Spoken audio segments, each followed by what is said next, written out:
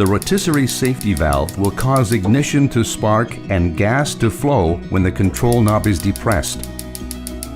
Once the burner ignites, if we release the knob, gas stops flowing. Gas will not flow unless the knob is depressed. If we hold the knob so flames heat the thermocouple, this generates an electromagnet to compress a solenoid once we release the knob.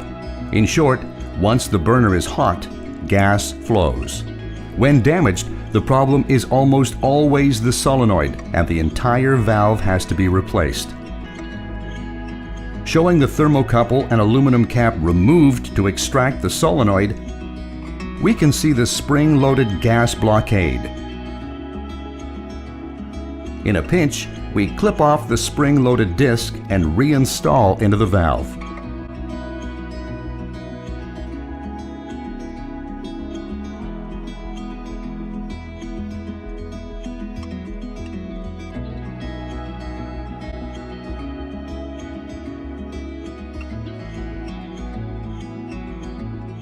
The thermocouple must be reinstalled and leak tested, but the damaged solenoid will allow gas flow without safety features, so rotisserie burner functions even with the damaged valve.